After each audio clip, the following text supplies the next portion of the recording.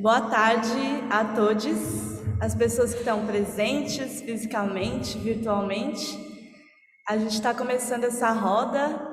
O nome dessa roda de conversa é Gordofobia em Dança e ela faz parte do Seminário Impulso, que é esse seminário de inauguração do segundo semestre da escola 2022.2, um semestre que vai ser totalmente presencialmente. Esse seminário ele foi organizado por um coletivo, assim. Esse coletivo é formado pelos professores da escola de dança, assim, do colegiado, a coordenação de ações artístico-acadêmicas da escola e o movimento estudantil. E meu nome é Thaís Rosa, e estou aqui inaugurando essa mesa. À noite temos atividade, teremos uma mesa também sobre dramaturgia. E a programação dessa semana tá babado, gente. Colhem, amanhã tem várias oficinas e a programação segue quinta e sexta também. Falar um pouco do movimento estudantil, já que eu tô aqui, vamos aproveitar. O movimento estudantil está se organizando, movimento de estudantes da escola. A gente vai fundar o centro acadêmico, que estava meio abandonado por conta da pandemia também.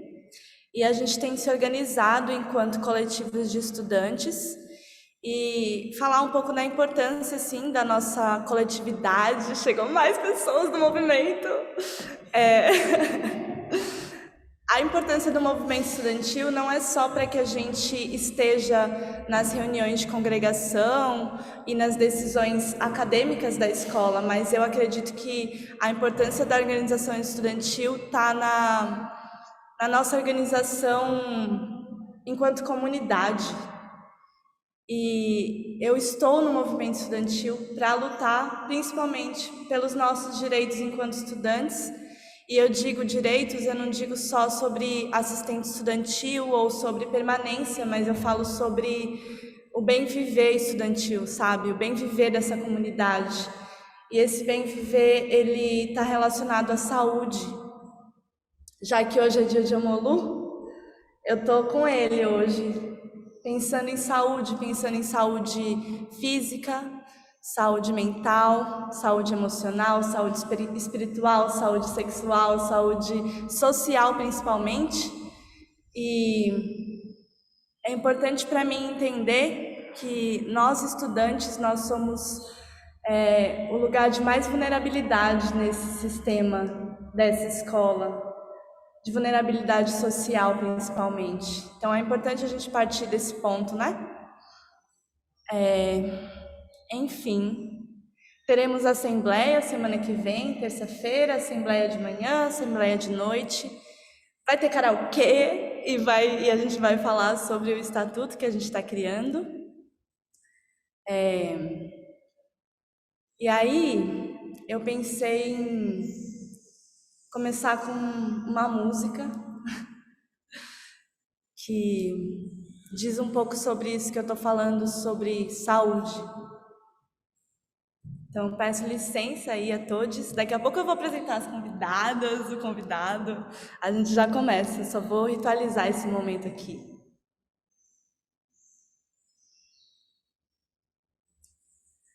Venho para abrir as portas, felicidade me traz.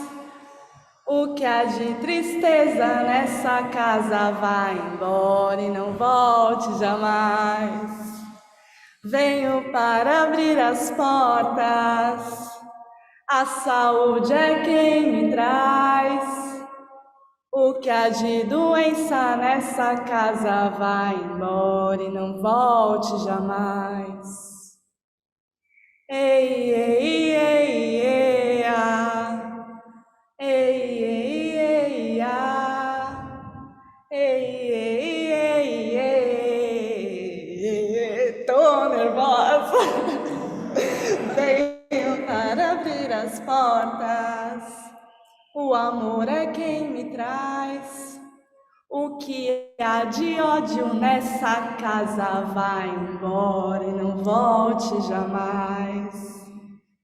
Venho para abrir as portas, Mãe Natureza me traz.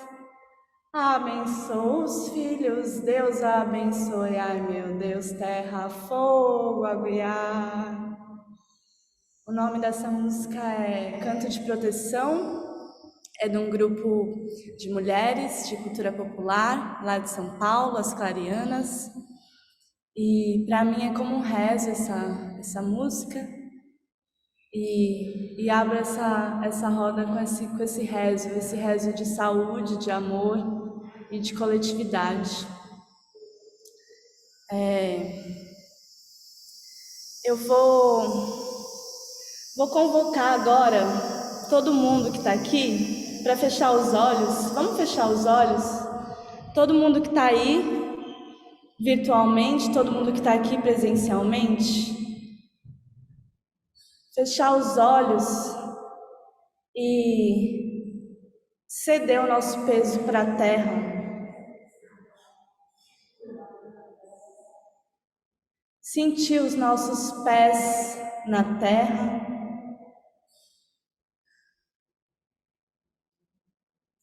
Entregar o nosso corpo para a terra, porque a terra é o lugar mais seguro para a gente estar nesse momento. Eu peço licença também, peço silêncio, que a gente já começou. E nesse lugar de silêncio e de aterramento, a gente cresce o topo da nossa cabeça para o céu, para as nuvens e para o universo, e a gente entende que a gente é um canal de comunicação da Terra com o universo. E juntos a gente pode respirar fundo e se esvaziar, se silenciar, centralizar a nossa presença no agora, para que nesse lugar de desarmamento a gente possa conversar sobre esse assunto, que é um assunto delicado, que a gente vai tocar numa ferida. Então, vamos estar aberto para falar sobre isso? Continue com os olhos fechados. Eu vou fazer umas perguntas para a gente diagnosticar algumas coisas.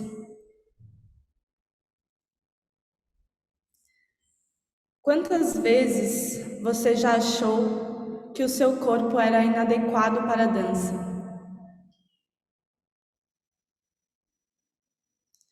Quantas pessoas gordas você já viu em cena? Quantas dietas você já fez pré-estreias de espetáculos? Ou viu pessoas fazendo? Quantas vezes você já olhou para um figurino e pensou que seu corpo deveria mudar para ficar mais bonito dentro dele?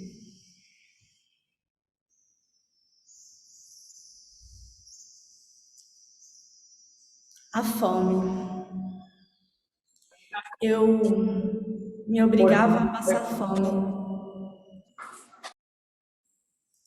Me obrigava a sentir fraqueza e quase desmaiar a cada aula, como uma tentativa de sumir mesmo, de me diminuir a ponto de não existir. E aí, neste momento em que eu quase não comia e me movimentava muito, eu parei de menstruar. Meu sangue não descia mais. Foram 6 meses de seca, me definhando, e ao redor o que eu ouvia é que eu estava linda. As pessoas elogiavam a minha magreza, sem saber que era a obsessão por ela que estava me levando à morte. E é por isso que esse assunto me preocupa tanto, porque é um dado real. Milhares de pessoas morrem todos os anos por conta de distúrbios alimentares. A anorexia nervosa é um dos transtornos mentais que mais matam no mundo. E aí vou pedir para quem ainda está de olhos fechados, para ir abrindo os olhos, voltando para esse momento que a gente está aqui.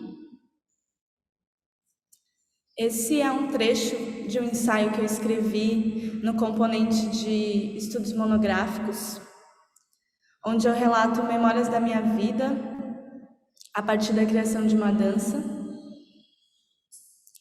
E ter voltado para essas memórias da anorexia me dói. Me dói porque é um assunto que eu ainda não resolvi.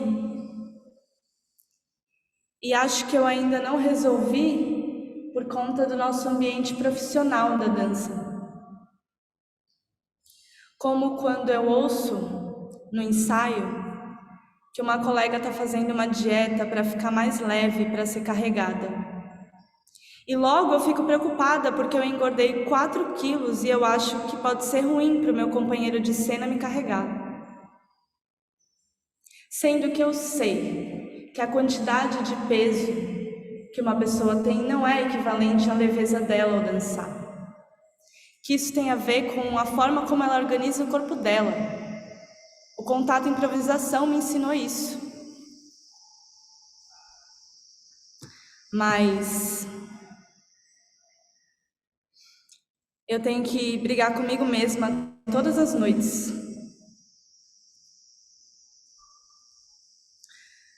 Para não voltar do ensaio e dormir com fome. Até porque a comida tá cara mesmo. E esse é mais um dos motivos para eu não comer. Uma pesquisadora e nutricionista chamada Fernanda Imamura fala que não se destrói o patriarcado com fome. A Naomi Wolf diz que a cultura focada na magreza não revela uma obsessão com a beleza feminina. É uma obsessão sobre a obediência feminina. E fazer dietas é o sedativo mais potente na história das mulheres. E é por isso que eu convoquei essa mesa, chamei essas pessoas para estar comigo hoje, para a gente conversar um pouco sobre isso. E encerro minha fala aqui, vou passar a fala para Mariana Calabrese e depois Érica Daiane vai falar. Depois Thiago Cohen vai falar, Thiago está virtualmente com a gente. E aí a gente abre a roda para mais pessoas que estão aqui, que quiserem falar, que quiserem perguntar. Esse é um momento de troca. Obrigada. A gente vai fazer uma dança das cadeiras aqui, eu vou levantar, a Mari vai sentar e a gente vai ficar nessa.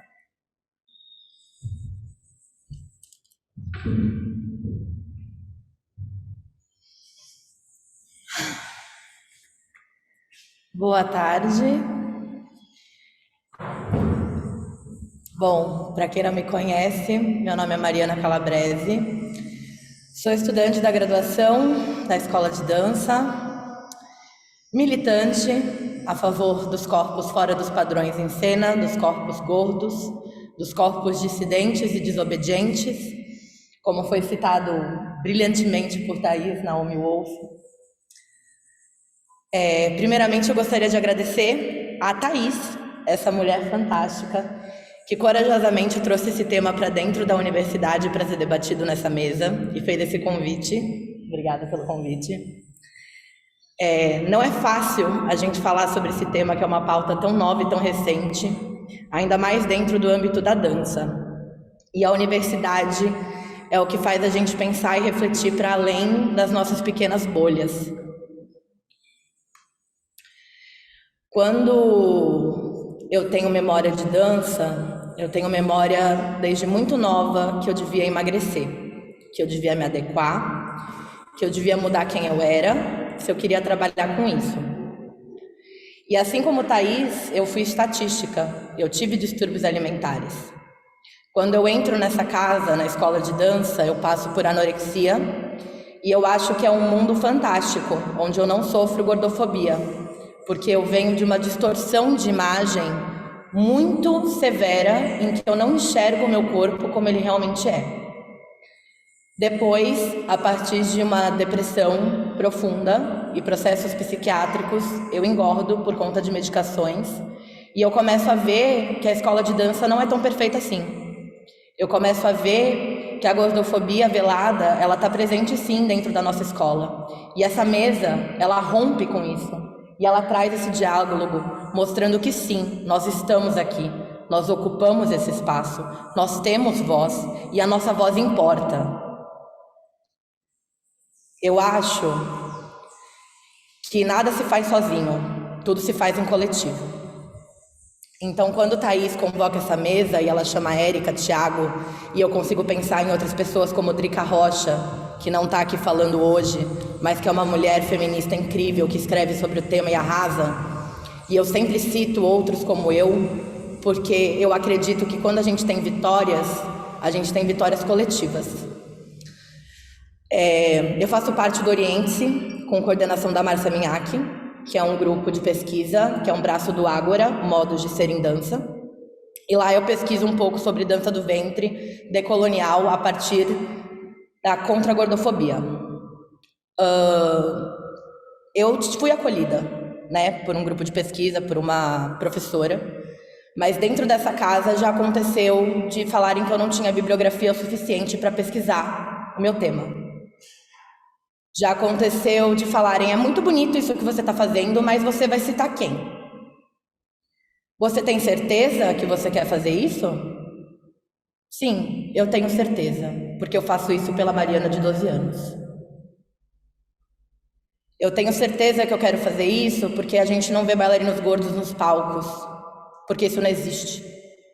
Porque quando tem uma companhia como Zona Guibara, para quem não conhece, sigam no Instagram, quando a gente tem uma companhia de bailarinas gordas pretas e é um grupo fechado, ou quando a gente tem um festival de dança plus size, mais uma vez, fechado, a gente tem que ouvir que a gente está sendo extremista, a gente tem que ouvir que a gente está sendo excludente, a gente tem que ouvir que a gente não está dialogando. Mas se a gente não cria nossos próprios espaços, ninguém faz isso por a gente. E é por isso que eu pesquiso o que eu pesquiso. Eu aprendi que às vezes eu tenho que ser um pouco passiva-agressiva. E aí eu peço perdão. Porque antes de eu abrir a minha boca quando falo do meu tema, parece que vem 10 pessoas com 10 pedras na mão querendo me atingir. Thaís falou sobre saúde. Eu achei muito bonito. Porque toda vez que a gente fala sobre gordofobia, vem alguém dizer que a gente está romantizando a obesidade. Vem alguém dizer que a gente está querendo fazer algo pela nossa saúde. Tem uma citação muito linda da fundadora do movimento Fat Underground, que é um movimento dos anos 70 dos Estados Unidos, que foi quem iniciou a luta anti-gordofobia, lá atrás. E ela diz que é perfeitamente possível ser gordo e saudável, assim como é perfeitamente possível ser alto e saudável. A diferença é que as pessoas não estão preocupadas com a gordura. Elas não estão preocupadas com a saúde, elas estão preocupadas com a sua aparência, porque você incomoda. Eu aprendi com Jussara Belchior, que é uma bailarina fantástica, que o corpo gordo, ele não é invisível à sociedade, apesar da gente se sentir invisível. Ele só é inviabilizado. A gente precisa falar de acesso antes de falar de protagonismo. A gente precisa falar sobre cadeiras para caberem pessoas gordas. As cadeiras desse teatro, por exemplo, as da frente, elas têm braços, né? Tem braçadeira. As da frente aqui. Tem duas aqui que não tem. Essas duas estão de boa. As outras não caberiam uma pessoa gorda maior. Essas de trás, elas são bem pequenininhas, a propósito. E algumas delas o encosto está com problema. Falta acessibilidade nesse teatro para pessoas gordas maiores. Eu falo de protagonismo porque falar que todos os corpos podem dançar vende. E aí isso está sendo usado à torta direito. Está sendo usado por academia, está sendo usado por blogueira, está sendo usado por tudo isso. Agora, quando você entra nessa academia que faz esse discurso lindo de que todos os corpos podem dançar, seja bem-vindo, você sofre gordofobia dentro de sala de aula, você sofre calado, ou adeus. Porque, na verdade, como Naomi Wolf fala sobre a capitalização e como isso é um modo de opressão e como isso é feito para que isso controle as mulheres e sejam podadas, a gente também tem isso dentro dos meios de instituição de dança não formais. E é por isso que a gente precisa discutir isso dentro da universidade para mudar esse sistema. Porque a universidade pode sim pegar esse debate, levar para fora desses muros e fazer mudanças efetivas. E isso não é uma questão de ego, isso não é uma questão de lutar somente por aqueles que se parecem e se assemelham comigo. Não. Também é uma questão de diminuir os índices de distúrbios alimentares. Se você tem um protagonismo efetivo de corpos fora dos padrões, se você dá espaço para esses corpos, se esses corpos têm emprego, oportunidade e visibilidade, você automaticamente mostra para os demais corpos que eles não precisam fazer algo surreal para se manter dentro de um determinado padrão. O figurino não tem que caber em você. Você cabe no figurino. Ponto, acabou. A gente é ensinado que a gente tem que fazer loucuras para ficar de uma determinada forma. Porque assim a gente fica todo mundo igual. Porque assim a gente fica padronizado. E assim a gente vive aquele uníssono da coreografia pelo resto da vida. A individualidade morre. E a gordofobia, ela quer que essa individualidade morra mesmo. E quer que você capitalize e que você ganhe dinheiro com essa indústria que mata. A gordofobia mata. Procedimentos estéticos mal feitos matam. Dietas malucas matam. Pressão estética constante, gordofobia constante mata e ferra toda uma saúde psicológica de alguém. É muito maior do que simplesmente uma dor de cotovelo. Chega de falar determinados termos. Gordice, chega. Coisa de gordo, chega. Isso é gordofobia. Essa obsessão maluca por emagrecer, indicar dieta para alguém que você nem conhece, indicar procedimento estético, cirurgião plástico para uma pessoa que você nem conhece. Não. Comentar sobre o corpo de outra pessoa. Não. Eu, dentro dessa casa, já fui comentado sobre meu corpo.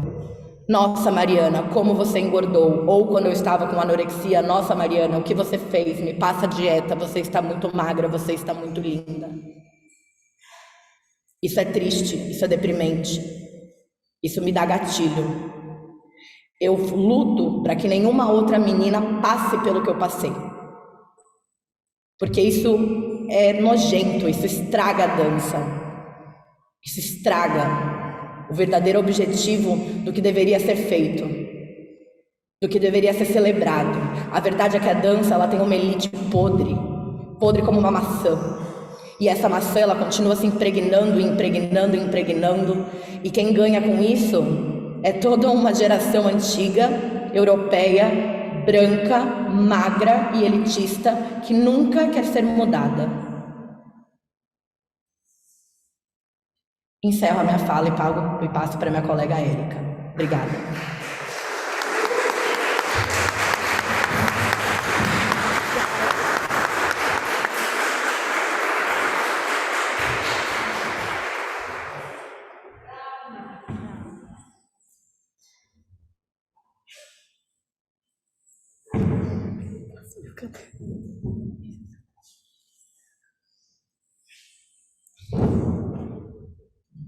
Oi, boa tarde.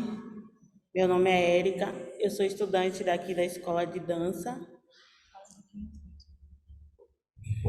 E hoje eu vou contar um pouco sobre minha experiência aqui na Escola de Dança.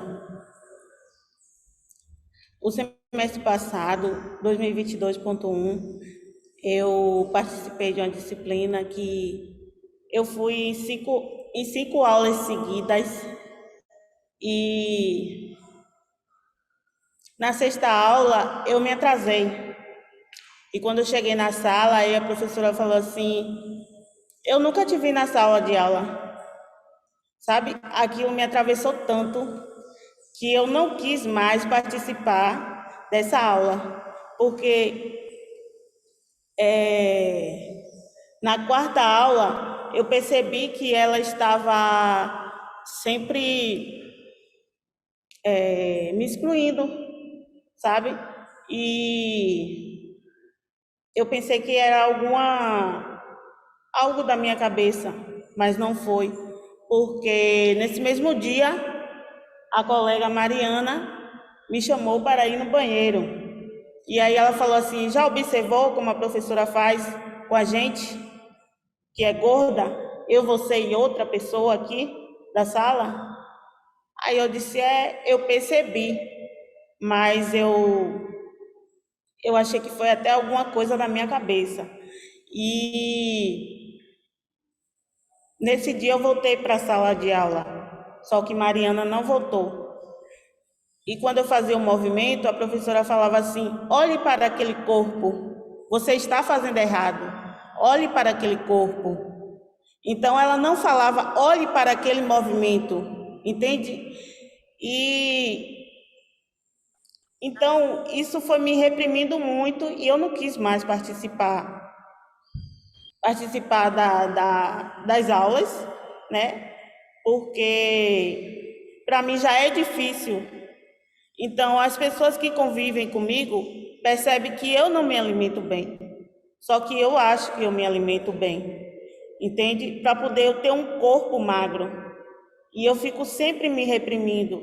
Eu não consigo sair de dentro de casa para passear, porque eu acho que meu corpo não é um corpo para estar na rua, para estar na praça, para estar na praia, né? Porque eu sofro todo esse preconceito, e aí eu chego na universidade, e a universidade também faz isso, e assim, eu fico pensando, por que um corpo gordo pode estar na área de direito, de administração, de sociologia, de letras, e não pode estar na profissão de dança? O corpo gordo não pode ser um dançarino, entende? Então a gordofobia está aí, em todo espaço, e isso mexe demais com o nosso corpo, com a nossa mente. E a colega Thaís falou, né? Como ela mesma falou, iniciando essa roda, falando sobre a cura.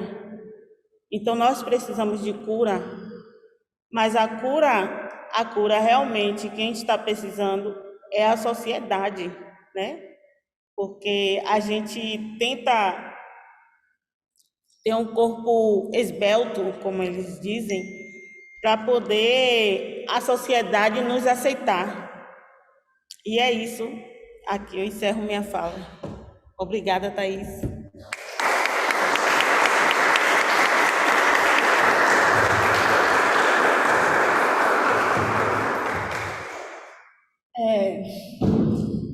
Quando eu ouço a fala de Érica, eu fico revoltada.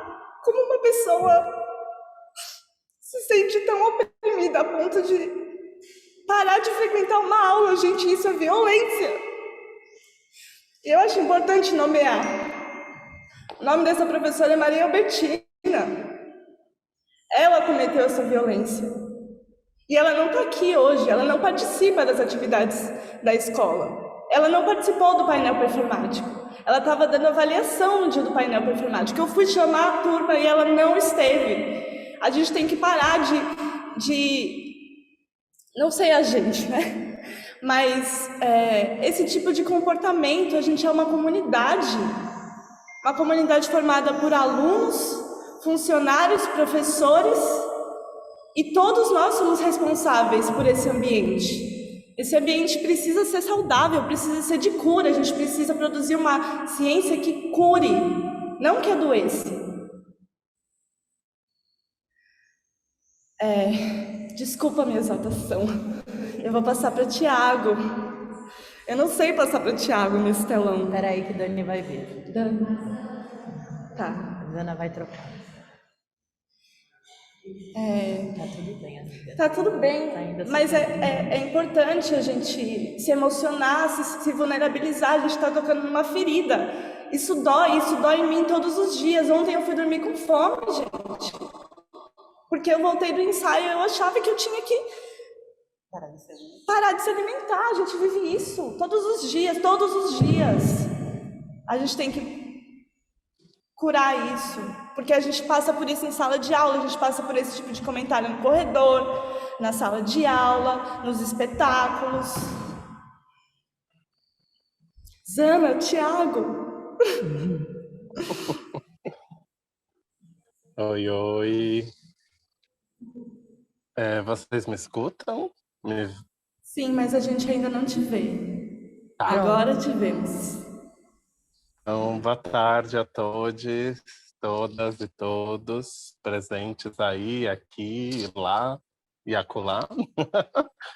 Antes de tudo, eu quero me audiodescrever para aqueles que não me veem. Eu sou um homem negro indígena, de cabelos longos, escuros, encaracolados. Minha pele não retinta, tenho barba, estou com uma camisa de botões azul de listras e atrás de mim estou em uma sala com um teto, aparece o teto com algumas partes de ferro.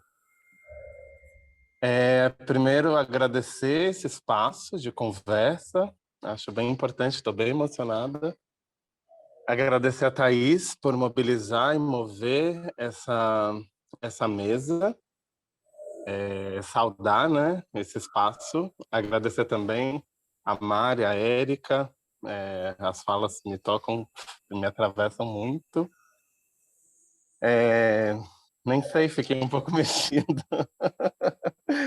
Mas para mim seria muito importante assim iniciar também saudando a nossa ancestralidade gorda, assim, entendendo que isso faz parte, isso que essa relação sempre está atravessada, interseccionada, né, com uma série de outras questões sociais, políticas. Acho que essa ideia, né, de que as coisas elas acontecem separadas é uma grande ilusão. Então, a gente também reconhecer que todo esse universo entre saúde, gordura, magreza, branquitude, né, o corpo magro, branco, esse totem que nos vendem como esse corpo saudável, possível de fazer as coisas, e um corpo gordo sempre como aquele corpo risível, né, que está aberto ao riso, à graça, à chacota, a ser engraçado, como e ser engraçado não porque ele de fato mas sim para de alguma forma conseguir algum tipo de interação social, né? Então, para mim sempre foi muito difícil no meu período da escola, porque eu era muito tímido, sempre fui um corpo gordo e ao mesmo tempo recebia diversos apelidos e tinha que ser engraçado de alguma forma para poder lidar. Então, acho que eu fui desenvolvendo um tipo de tecnologia de sobrevivência, né?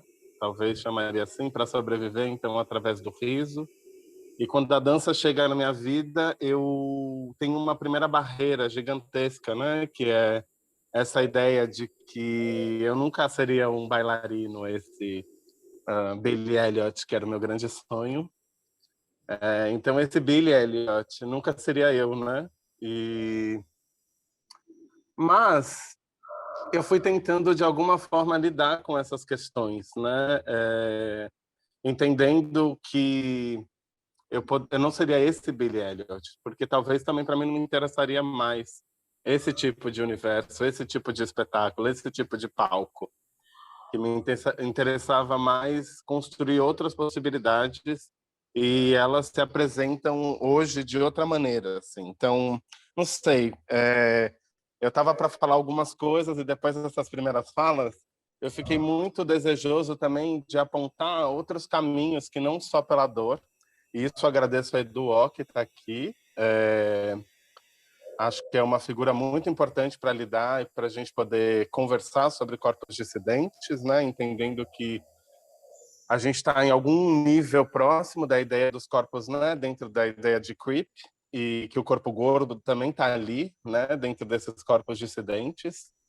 E eu quero trazer uma experiência que a gente viveu faz um mês e meio, talvez, um mês, que foi o Nunca Mais Abismos. E talvez essa seja o meu mantra atual, assim, que é: eu não aceito mais os abismos, esses abismos, né, que nos impõem.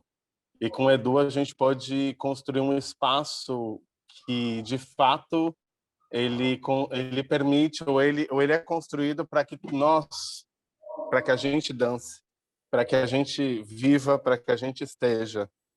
E eu trago aqui para a roda para a gente também refletir, né?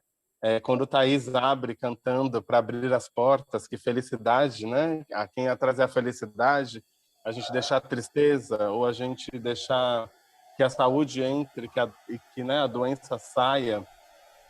Para mim é muito importante a gente também começar a construir esses espaços, a gente saudar e agradecer, e construir mais espaços de diálogo para a gente poder olhar juntos para esses impedimentos, para o que nos atravessa e afeta, e para como isso constrói no nosso corpo uma série de doenças ou uma série de impedimentos, que isso, de fato, sim é um problema, que ser gordo não é um problema. A questão da ideia de corpo, de um corpo padrão, sim é um problema. A gente vive uma imensidão de possibilidades. A gente tem diversas culturas. Então, a gente definir, ou essa indústria capitalista, né, patriarcal, que desenvolve, constrói um tipo de corpo. Esse corpo vende. Então, quando a gente vê como as academias estão, como a gente vê como o Brasil hoje é um dos países que mais fazem cirurgias plásticas do mundo. Então, as pessoas, tipo, isso é um mercado. Então, a gente também entender que a gente faz parte de um plano de ideia de mercado, de coisas que se vendem, né? De que uma construção de corpo está completamente relacionada a uma ideia de mundo. E esse mundo não é para os corpos dissidentes. Todo o tempo nos apontam. E isso, para mim, é muito importante que a gente trace outros marcadores, porque esse corpo dissidente, na maioria das vezes, está sempre assimilado ou com a questão racial, com a questão sexual, com a questão da pobreza, com as linhas, né, que atravessam todo o tempo. Então, antes de eu chegar, o que chega é a minha imagem. Isso que Mari falou. Antes de eu dançar, quando me olham, olham esse corpo, essa figura, essa construção social. Então, a minha vida inteira, quando eu dizia que eu era bailarino, eu primeiro tinha que lidar com o olhar, que fazia quase como um laser desses que captam tudo. Como chama isso? Não me recordo. Como tipo esses lasers que a gente passa e eles fazem Um um scanner. scanner. Isso, obrigado, Sérgio. Obrigado, Mari. Um scanner. Porque esse scanner, e esse é um olhar que sempre me feriu a vida toda.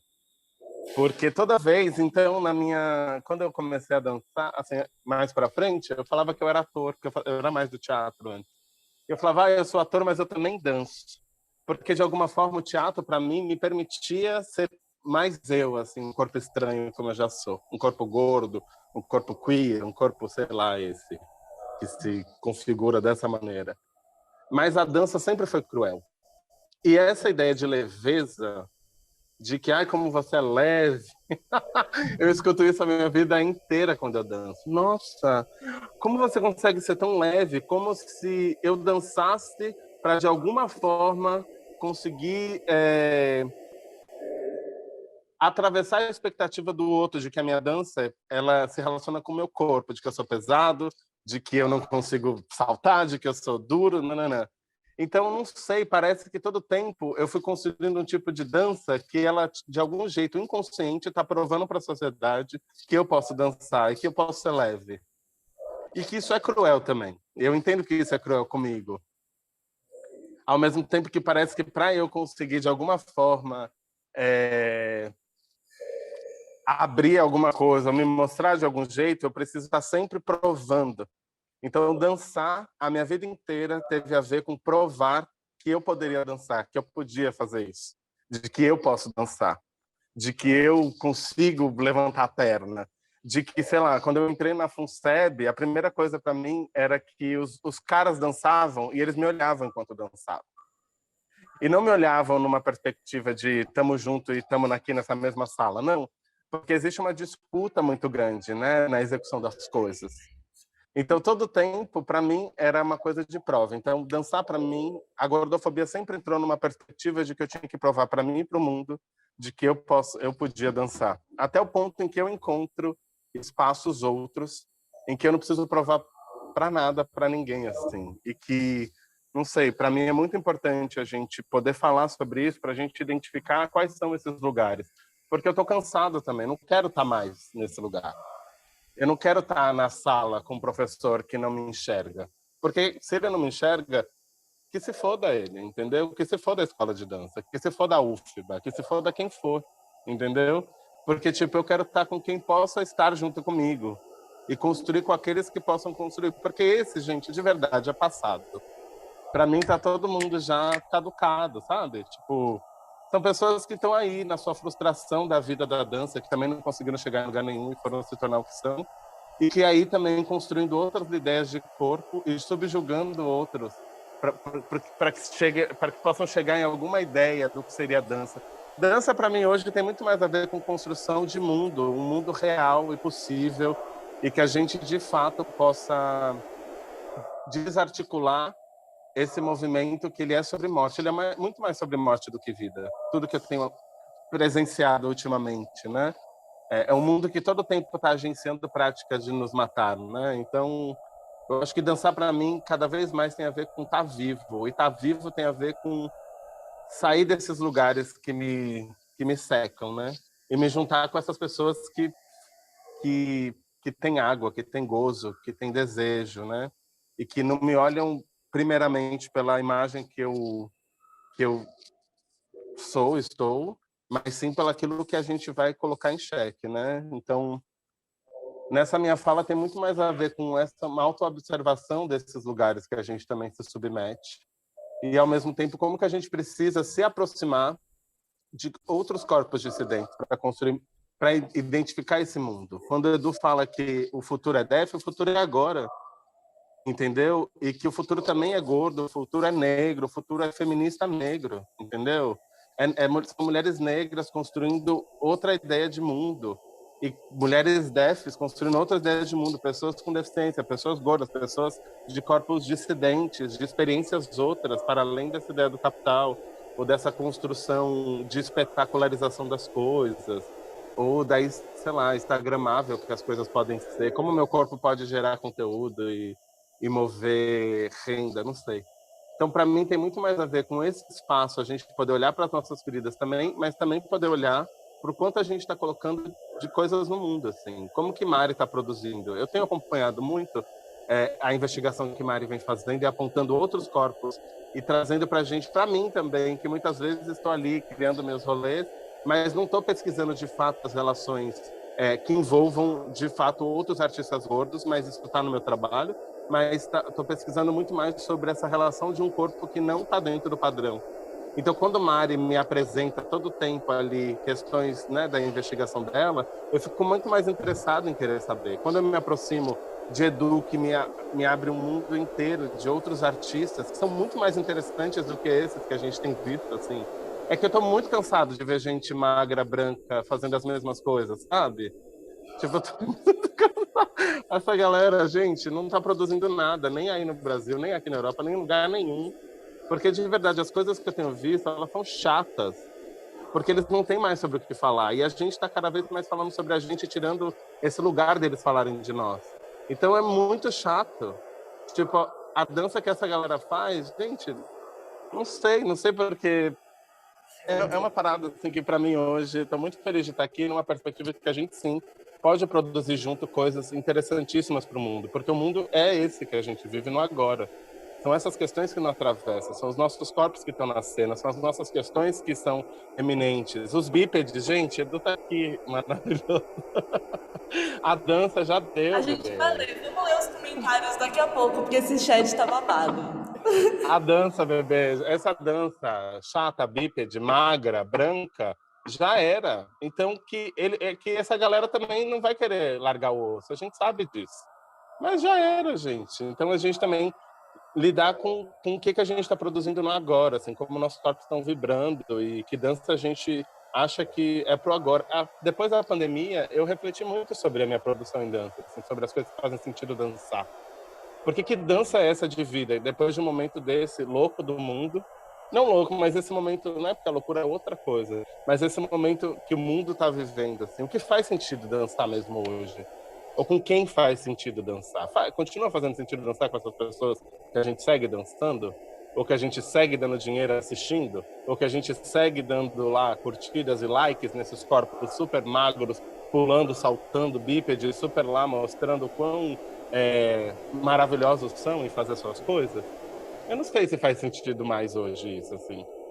Então também vamos refletir enquanto a gente inconscientemente vai dando mais e mais coraçãozinho para essa mesma estrutura que vai nos matando, né? Desculpa, já falei muito, mas encerro a minha fala aqui, agradecendo muito por esse espaço. Teve até fogos para você. Obrigada, Thiago. Eu confusa porque as coisas estão assim, né? Mas entenda quem quiser entender. Beijos. A louca. Mari vai falar e a gente vai abrir para outras pessoas falarem, para pessoas que estão online, para pessoas que querem colocar no bate-papo suas falas. Acho que é um momento de escuta também. Fala e escuta. Vem, Mari. Gente, voltei. É que é muito ruim ser a primeira, porque depois falam as coisas e aí você fica mexida e aí você fala assim, eu preciso falar tal coisa. Thiago, você é maravilhoso. Deixa ele assim agora. Ele vai ficar assim agora, né? Pra gente ver a carinha dele. Eu amo o Thiago, amo a Érica. Só gente, Thaís, só gente incrível. Thiago, eu não sei se eu te contei, vou contar pra todo mundo que tá aqui presente, mas eu fui chamada de bailarina adulta por uma produtora de conteúdo do Instagram. Você falou isso? Eu falei, eu tenho que compartilhar essa história. Para quem não sabe, tem todo esse universo das bailarinas adultas, né? Que é o meio balé adulto, que é basicamente as mulheres, eu super defendo o meio balé adulto, eu acho super válido. São as mulheres que trabalham, têm as suas vidas, suas famílias, ou não também, né? Mas enfim, por exemplo, uma advogada, e ela faz a aula de balé dela 2 vezes na semana, como um hobby. Isso é balé adulto. Eu fui chamada de bailarina adulta num post de divulgação de uma produtora de conteúdo, e eu olhei aquilo e tinham várias bailarinas fora dos padrões, todas mais velhas, e a maioria era bailarina adulta, e eu fiquei muito sem graça, eu não sabia o que fazer, eu não sabia se eu mandava uma mensagem para ela e falava assim, oi, eu não sou bailarina adulta, eu sou bailarina, eu faço dança na faculdade, eu trabalho com isso, eu já dei aula, dança não é hobby para mim. E aí eu fiquei me questionando de onde que ela tirou que eu era bailarina adulta, porque no meu perfil do Instagram não tem nada sobre balé adulto, nenhuma hashtagzinha, não tem nada. Eu sigo uma galera do balé adulto, eu apoio o balé adulto, mas não tem nada lá que diga que eu sou balé adulto. E aí, obviamente, o lugar que ela tirou que eu sou bailarina adulta é porque automaticamente eu sou um corpo fora do padrão que dança. Profissional, né? Profissional. E aí eu trago essa discussão para a mesa de hoje, para vocês refletirem. Bailarina profissional, o bailarino profissional é só aquele que dança numa companhia e que tem um físico para estar numa companhia? Ou nós também somos bailarinos profissionais? Porque eu me considero bailarina, eu trabalho com isso, eu estudo isso. Meu amor, eu sou super profissional, super bailarino e não tô numa companhia, baby. Beijos. Ai, eu amo. Essa ideia de um físico específico para estar ali, isso a gente já tem que mudar, gente. Porque quem tá atrás de uma ideia de físico específico, que rolê é esse hoje, né? E outra coisa... Perdão, é que se você tem ali, se você tá no trabalho, você dá conta de fazê-lo, o seu físico é esse, baby. Não, eu sou formada, eu tenho formação, para quem não sabe, eu tenho formação clássica, eu fiz o técnico, né? Eu tenho formação em dança do ventre, eu fui atrás das coisas, não é do nada que a gente tira. Mas você não precisa se justificar de Não, e aí é por isso que eu trouxe isso depois da fala do Thiago. O que o Thiago diz é a mais pura verdade. E é o que vem na fala de Érica também. Quando Érica vira e fala, eu fiquei me questionando se era coisa da minha cabeça. Porque a gente tem que se provar 2 vezes mais. Essa é a mais pura verdade. A gente tem que ser bom 2 vezes mais. Porque quando a gente posta uma foto nossa no Instagram segurando a perna lá em cima, são as fotos que mais bombam. Porque é um corpo fora do padrão, mostrando que ele consegue pegar a perna dele e enfiar na orelha. É sério, gente. O Eric Ivanoff, que é um bailarino gringo, eu amo ele bombou por causa da questão da flexibilidade. A galera fica louca, como aquele cara, gordo maior, conseguia fazer um espacate no ar e pegar a perna e pôr na orelha e ele bomba no TikTok. A galera fica achando aquilo surreal. Como se aquilo fosse uma coisa quase que de circo, animalesca, uma coisa surreal. É esse lugar. A coisa fetichista também, né? Que vira um Também. fetiche. Corpos gordos são corpos muito fetichizados e as pessoas não estão preparadas para essa conversa, né? Isso daí é pesadíssimo. Quando eu posto foto minha no Instagram fazendo esse tipo de coisa, aparecem uns caras lá querendo flertar comigo de uma maneira não muito educada, beirando o assédio. Isso rola também. Que ao mesmo tempo, gata, é só no sigilo, porque pro mundo... Não, exato, tem isso, para assumir também é mais complicado, né? Quando é para pegar na mão e apresentar para a família, e já, beijo. Outra coisa também que eu adorei na sua fala é que você sabe que essa coisa do meu discurso, né? Que eu sempre falo. Eu falo que quando a gente tem a nossa imagem, a gente tem esse problema que as pessoas olham pra gente e já julgam a nossa capacidade antes mesmo da gente dançar. E isso é muito chato, e é frustrante, e é cansativo. E isso, quando o Thiago fala dessa parte, me lembra também uma outra parte. Que às vezes eu me sinto... Estava escrevendo um texto para o livro do Oriente, que vai sair, que é o livro do grupo de pesquisa da Márcia Miak, de todos, né, todas nós que participamos. E eu me peguei num parágrafo escrevendo que eu me sinto redundante, falando sobre o porquê da representatividade importar tanto.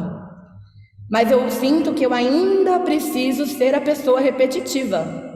Eu ainda preciso ser a pessoa que fala por que representatividade importa para as mais novas, por que é importante a gente seguir pessoas diferentes da gente no nosso feed, por que é importante a gente dar voz e espaço para essas pessoas existirem e resistirem com a arte. E isso é muito básico, essa é a grande verdade, isso é básico, básico, básico. Mas eu sinto que a gente ainda precisa voltar nessa discussão, a gente ainda precisa explicar o que é gordofobia. Eu nunca vou esquecer do dia que eu estava no PIBID e a gente estava listando o número dos preconceitos e um aluno na primeira fileira falou gordofobia. E aí uma colega minha, mais velha, falou, não, isso não existe, para de inventar, menino. E aí ele virou e falou assim, não existe. E aí eu tava lá e eu falei, não existe. Peguei a caneta, escrevi no quadro, gordofobia. Falei, parabéns, você acabou de virar meu aluno favorito. Aí ela, não, mas não existe, ele tá inventando. Eu falei, não, joga no Google. Virei pra minha colega e falei, joga no Google.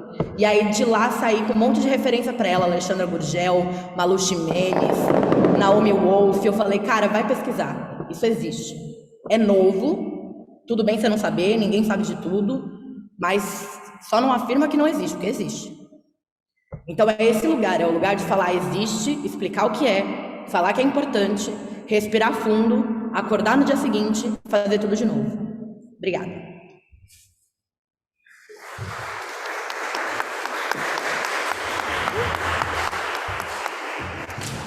Vou ler um comentário aqui. Jussara Belchior disse que... A Jussara tá aqui? Tá. Jussara, maravilhosa. Tá. Eu amo a Jussara Belchior. Quem é a Jussara Belchior? Jussara Belchior é uma bailarina gorda incrível, maravilhosa, que é tipo assim, incrível. Ela é incrível, gente. Obrigada, Jussara, pela sua presença. Agradeça. Se você quiser abrir a sua câmera e falar com a gente, porque eu quero te conhecer. Ela é muito importante, amiga. Você não tá entendendo. Ela disse que a ideia de superação também, como se os corpos dissidentes tivessem que se adequar superar suas dificuldades. E essa ideia do emagrecimento como superação, né? Como vitória, como que finalmente conseguiu. E Ou aí, mesmo que, olha, abre o espacate, uau, se supera porque é gordo. Uou, consegue girar, consegue saltar. foi Entendeu? carregado. Esse corpo consegue ser carregado por outro corpo mais magro que ele. Como se isso fosse impossível. Gente, a gente estuda aí, estamos aí estudando contato e improvisação. Quantos anos a gente sabe que não tem a ver, né? Como já falei, com um quilo, né? A organização do corpo, desse corpo que dança, não tem a ver com essa massa. Como é que chama? Massa magra? Massa magra e massa. Gordura. Gordura! Não tem a ver. Pode falar, gordura, sem medo. Gordura! Muito maravilhosa essa mesa, disse a Cíntia. E, enfim, gente, eu acho que. Fala pra Jussara abrir o microfone, a câmera só quiser. Se Jussara quiser, acho que ela vai se pronunciar. Alguém que está aqui presente, quer falar alguma coisa, quer se posicionar em relação a isso? Acho que a gente falou coisas bem importantes, pertinentes para a nossa comunidade estudantil, para a nossa comunidade profissional, e acho que esse tipo de situação da gordofobia não é só explícita no sentido desses corpos que estão no palco ou não, mas dessas pequenas violências que são gatilhos para a gente que já vivenciou distúrbios alimentares, né? Então, como que um pequeno comentário de uma professora que a gente admira e que ela mesma fala do corpo dela, como o corpo dela mudou, como com a idade ela engordou e ela não é mais a mesma. E aí eu penso que então, não posso engordar, senão não vou ser mais a mesma. O que é ser a mesma, né? A mesmice é bem chata. O Tiago acabou de falar, a gente está cansada dessa mesmice magra, branca, virtuosa na cena. A gente precisa ver outros corpos mesmo. E esses corpos realmente talvez não estejam nesse palco italiano, grandão. E podem estar. Devem estar. Mas como que a gente cria nossos ambientes de afetividade, de criação de arte, outros também, que a gente se ama e que a gente não é julgado, porque também, enfim, divagando. Tem uma fala grande, importante, da Ana Luísa. Ana Lu, ela foi nossa estudante daqui da escola também, está muito pequena, não vou conseguir ler. Quer que eu leia? Eu passei 2 semanas internadas no hospital por conta de uma infecção, sem conseguir dormir e comer de tanta dor. Dani, você pode me ajudar?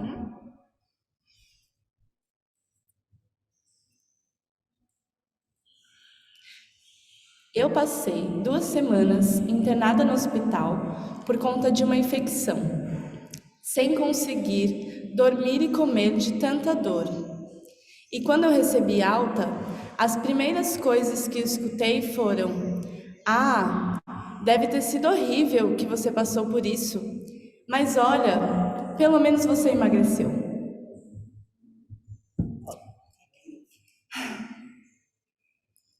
Muito esclarecedor essas informações. A sociedade precisa ter a consciência que a dança é para todos, todas e todes. Daniela Oliveira. Galera da plateia. Edu O tá aqui, gente. Ele falou coisas. Mesa maravilhosa. Mariana, Eric, Thiago, muito obrigada. Muito obrigada pela presença de vocês. Um beijo pra ele. Não só os bípedes, mas a dança me cansa, já deu, estamos cansados. Confiram a programação completa do evento. Gente, continuaremos até sexta-feira. Vários boa tardes. Fala pra galera do teatro. Gente, alguém do teatro quer vir aqui na frente falar alguma coisa? Como vocês estão, afetados? Vamos, galera. Se ninguém quiser falar nada, eu acho que... Teve um monte de gente falando pra mim que ia fazer fala, que ia fazer pergunta, e chega aqui e não pergunta nada. Depois a gente também continua. E essa conversa... Edu quer falar. Vem aqui. Vem aqui, bicha. Vem, Edu. Mais mensagens. Grata pela mesa. Aqui, ó, tem um... Rapidinho. Ana, maravilhosa, Nai, beijo. Sérgio falou um negócio importante aqui, rapidinho. Passei um ano em isolamento completo, em casa, me alimentando muito mal, comendo pouco e sem horário, às vezes nem comendo, por causa de tudo que estava acontecendo. Quando retornei a sair de casa e ver as pessoas, o que eu mais escutei foi que eu fui sortudo, porque em vez de engordar na pandemia, eu emagreci. Novamente, emagrecimento como vitória. Vai, amigo. Boa tarde a todos. Meu nome é Eduardo, eu sou aluno aqui da casa e eu queria relatar. No quarto semestre, a gente estudava junto. Eu acho que a Thaís não estava, mas a Erika pode se lembrar disso. Deixa eu ver se tem mais alguém que eu acho que não. A gente fazia um componente específico com uma professora específica e eu acho que não convém, e não vem ao caso eu falar o nome agora. E durante o processo criativo do painel performático, na cena, né, a gente fazendo ensaio, ela pediu para que uma das pessoas, né, uma das meninas da sala, ela falou desse jeito que eu vou falar agora. A sua bunda está atrapalhando a cena. Dá um jeito de abaixar, procura um movimento para você ficar aí, para que sua bunda não ficar na cena, está muito no centro. E claramente foi gordofobia, e na hora a gente não falou nada, porque foi um componente já muito tenso pela didática, pela falta de diálogo, pelos ruídos, e aí é isso. Acho que a gente tem que olhar mesmo aqui na escola para as pequenas violências. Elas parecem pequenas, né? Teoricamente elas são pequenas, mas quem vive mesmo essas violências é que sabe o grau da violência. E parabéns, meninas. A gente sabe que a gente tem Érica maravilhosa, Thaís, Mari, gratidão. E é sobre isso. Gente, para quem está aqui na sala, é difícil ouvir por causa do eco, então é bom se a pessoa puder falar no microfone com vocês, porque foi difícil ouvir Edu. Foi difícil. Edu relatou sobre um caso de gordofobia que aconteceu num dos componentes aqui da escola. Vitória disse: incrível essa mesa, vocês são lindos demais. Eu estava com uma cabeça achando que teria que emagrecer para me encaixar no curso, mas vocês realmente fizeram me sentir mais segura para estar nessa jornada. E eu estou achando incrível a voz de vocês. Parabéns. Obrigada, Vitória. Ninguém precisa emagrecer, gente. Acabou. Vamos partir disso? Que a gente não precisa mudar pra gente dançar? Que como a gente tá bom? Deixa eu falar uma coisa. Uhum. Eu queria convidar todo mundo, se presenciar uma cena de gordofobia, a partir do dia de hoje, de não ficar mais calado. Se você é a pessoa que sofreu a gordofobia, ou você é a pessoa que presenciou o colega sofrendo, não fique calado, porque claramente a gente tem calouros chegando, que são essa esperança, que são essa vida nova da escola, e a gente precisa incentivar esse ambiente a ser o que ele melhor pode ser, que é o que a escola de dança é de verdade, que é um ambiente acolhedor, é um ambiente positivo, é um ambiente para frente, é um ambiente para questionar, ampliar, se comunicar, criar, fortalecer, e não para esculhambar alguém. Então, em alguns estados do Brasil, gordofobia já é crime, não é o caso de Salvador, mas será, sim, em alguns estados do Brasil já é considerado crime. Então, essa escória, ela vai sair, porque a gente sabe quem é, a gente sabe como funciona, e a gente sabe que está no fim da carreira. e a gente sabe que a gente é maior que isso. Então, se vocês presenciarem gordofobia, não fiquem calados. Às vezes, quem é a pessoa que sofre, como eu já sofri, fica chocado, porque é uma escola que não combina com isso. Então, quando acontece, a gente fica muito chocado. Mas se você é o coleguinha do lado, fala assim, pô, professor, não fala assim, não é legal. Ou pô, colega, porque eu já sofri também de colega. Não fala isso, né? Não, é gordofobia, tal. Vamos estudar mais sobre, vamos conversar sobre. E assim a gente vai seguindo, né? Ana Bia falou uma coisa aqui.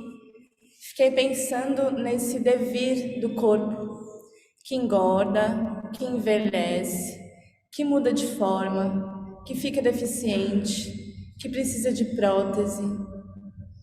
E eu acho que essa conversa toda é sobre isso, assim, sobre a cura, né? A aceitação da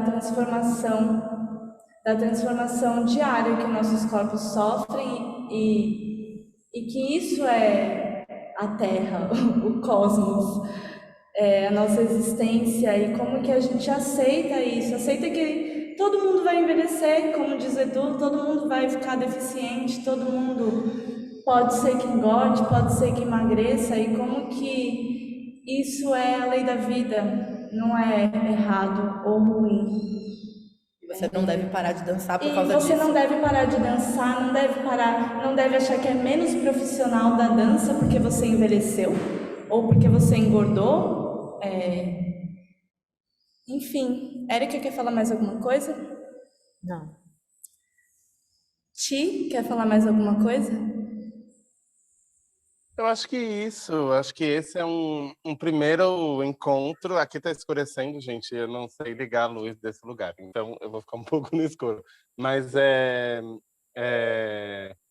eu acho que esse é um espaço para a gente continuar. Eu diria que, vamos seguir com essas discussões, assim, podendo convidar outras pessoas, podendo ter outros artistas e a gente poder discutir mais e mais sobre esses atravessamentos em relação a corpo, a questões outras que atravessam esses corpos também, porque a gente é uma série de marcadores e a gente está toda hora aí se modificando, né? A modificação dos corpos ela é constante. Sei lá, num acidente você, sei lá, você muda ou perde uma perna ou engorda ou toma um remédio que te engorda. Então tem uma série de coisas que elas vão acontecendo e tudo isso é processo, é processual, faz parte desse corpo que dança, né?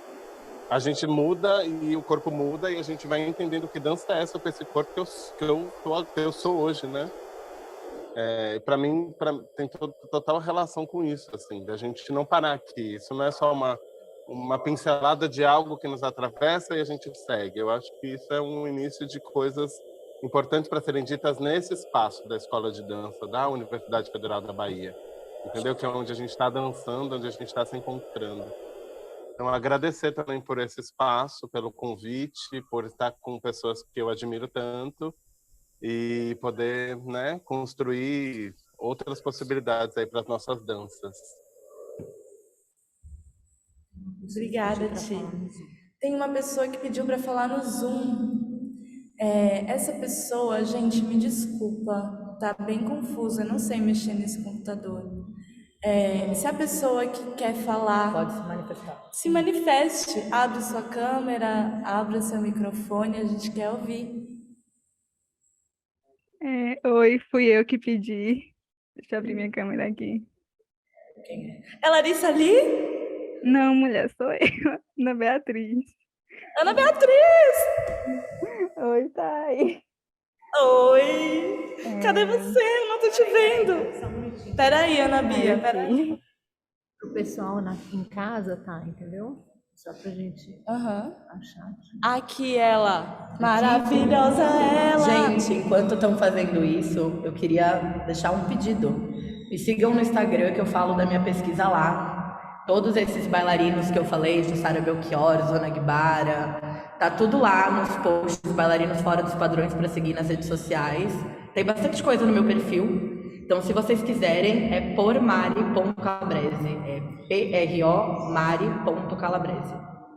Tem o Instagram de Érica também e tem o Instagram de Thiago Cohen.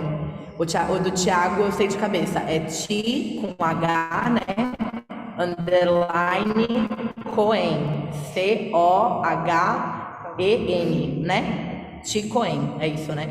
E da Érica, Érica Daiane, tudo junto? Isso, 15. Aí, Érica com C. Érica com C. Pronto, a Bia. Bom, primeiro, boa tarde, olá todo mundo. Assim, eu queria compartilhar um pouco também a minha experiência com distúrbio alimentar e dança. Eu nunca falei sobre isso para tantas pessoas, é a primeira vez que eu estou realmente falando abertamente sobre isso, sobre minha experiência, então, se eu ficar um pouco nervosa, me perdoe. É, assim, desde pequena também, nas aulas de dança, eu sempre fui a mais gorda, sempre fui. Assim, todo mundo era bem óbvio. As professoras era porque seu corpo é diferente, porque você não consegue fazer isso porque seu corpo é diferente, você não faz certo porque o seu corpo é assim.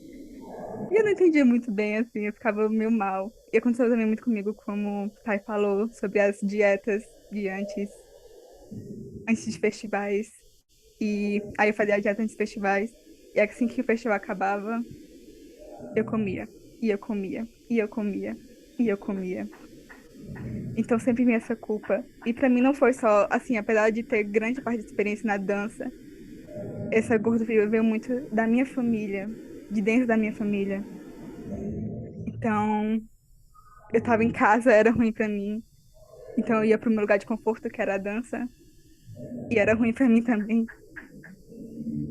Aí chegou um ponto que eu passava muito tempo sem comer. Eu beliscava no café da manhã. Eu não lanchava, não levava lanche pra escola porque eu não queria comer na frente das pessoas. Aí eu chegava em casa, eu não tô com fome agora. Esperava todo mundo sair de casa pra eu poder comer, porque eu não gostava de comer na frente das pessoas. Não gostava de comer na frente da minha mãe, pra falar a verdade. E quando eu tava escondida, quando ninguém tava lá pra me ver comer, eu comia. E eu comia. E eu comia. Até comida só ter gosto de derrota. É a única coisa que eu sentia. Comida não tinha mais gosto de nada. Não importava o que eu comia, eu só botava na boca. Só botava, engolia, engolia, engolia, engolia. E levou muito tempo pra perceber o que estava errado. Porque minha amiga falava, Bia, você não acha que você tem um distúrbio alimentar? E eu, não, o que você tá falando? Eu como, não tá vendo? Eu como até demais. Eu como até demais. Eu não tenho bulimia, eu não provoco meu vômito. Eu não tenho anorexia, tu não tá vendo? Eu tô comendo. Eu tô comendo. E o pior, depois de comer tanto, era a culpa que vinha. Depois da culpa, as lágrimas, né? E demorou muito pra eu descobrir o que era. Transtorno alimentar compulsivo. Foi esse ano que eu descobri que isso existia, pra falar a verdade. E ainda tô seguindo a minha jornada. Tem dias bons e dias ruins. Muitas coisas mudaram, mas eu queria terminar minha fala compartilhando um texto que eu escrevi para minha psicóloga há alguns meses atrás. Eu vou ler aqui. Nunca quis ser assim.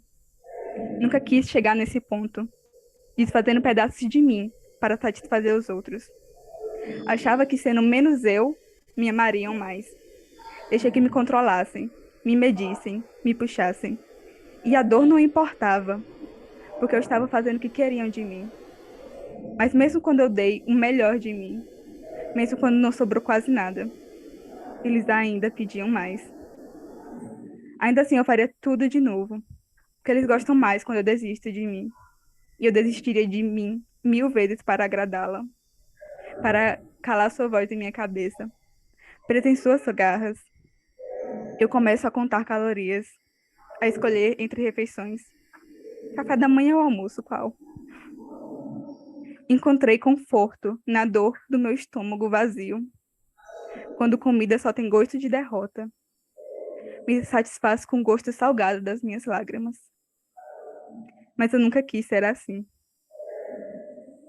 Muita coisa mudou, apesar de ter sido só alguns meses que eu escrevi isso. Hoje eu me valorizo bem mais, pra saber que eu não desistiria de mim por essa pessoa, ou por nada. É isso. Muito obrigada.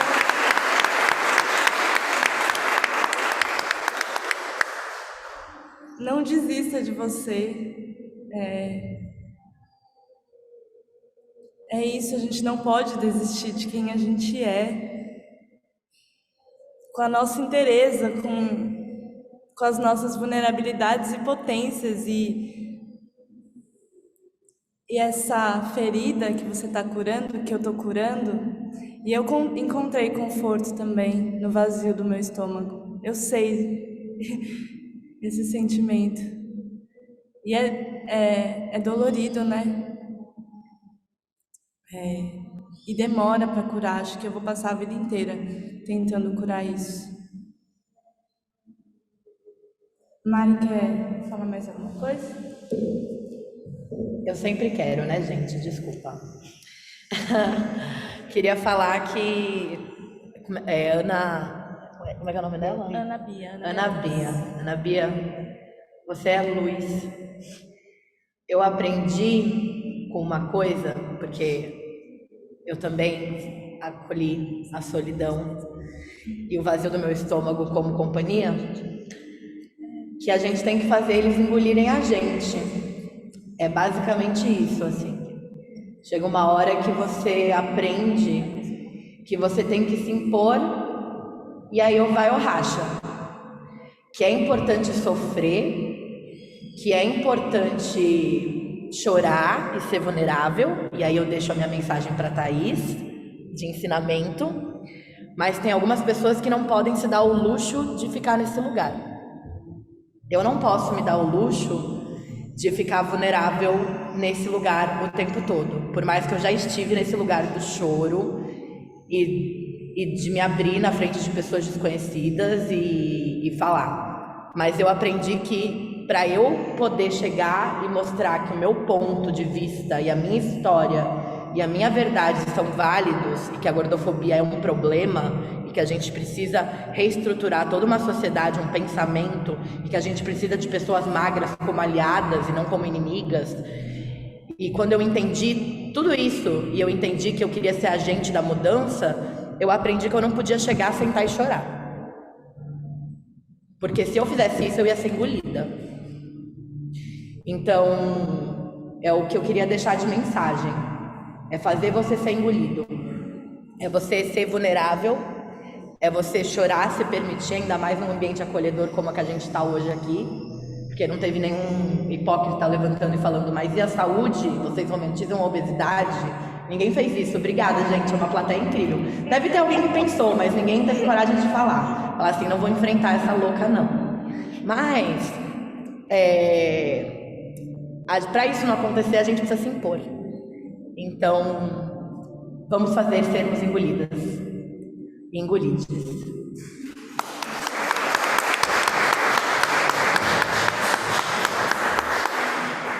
Obrigada. É isso, gente. Encerro aqui, então, essa roda de conversa. Encerro dizendo que continuaremos. Continuaremos falando sobre isso, continuaremos discutindo sobre isso. Isso não é um ponto para a gente falar só aqui, só quando a violência acontece. Isso é para a gente falar todo dia em sala de aula. Porque todo dia tem alguém do nosso lado que pode não estar comendo. Por que a gente poderia começar todas as aulas perguntando, gente, como é que a gente está? Todo mundo dormiu bem? Todo mundo comeu bem? Está todo mundo pronto, saudável para conseguir vivenciar essa aula? Porque a gente precisa estar com saúde mental, como eu já disse, saúde mental, física, emocional, espiritual para produzir ciência, para produzir dança. Então, a gente precisa principalmente se cuidar. Eu acho que vamos tentar esse semestre que a gente está aqui presencial, se cuidar. Vamos estabelecer esse pacto da gente se cuidar, se amar. Porque às vezes a gente chega no final do semestre, as pessoas começam a desaparecer, começam a adoecer, né? Eu já vi isso muito acontecer, eu já passei por isso. Então, vamos tentar cultivar esse lugar do cuidado, como a gente cuida da nossa família em casa. Essa aqui é a nossa casa, então vamos ser família. Obrigada. Tem falas? Agradecendo. Gratidão. É que eu vou precisar muito sair por causa do horário. Fala, termina, Thiago. Não só isso, eu quero agradecer e mandar um beijo para todas, todos, e que eu tenho que sair correndo agora para pegar o último trem. Um beijo! Eu vou encerrar com uma última fala de Sérgio, então. Queria só dar um aviso, posso? A Dani vai dar um aviso, eu vou encerrar com a fala de Sérgio. É uma fala muito breve, eu só queria dizer que, assim, hoje a gente está tendo, né, presencial e também no Zoom, com as pessoas dentro do Zoom, mas até amanhã a gente vai subir para o YouTube da escola, então, para vocês indicarem as pessoas que não puderam assistir, para poderem estar assistindo, então vai ter nossa playlist de todo, né, de todo o impulso, de toda a programação, e aí vocês podem estar indicando, que eu acho que é muito importante a gente partilhar desse encontro dessa tarde. Obrigada. Sérgio, essa conversa continua sempre.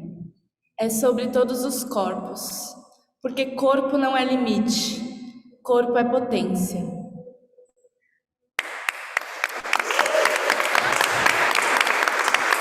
Gratidão!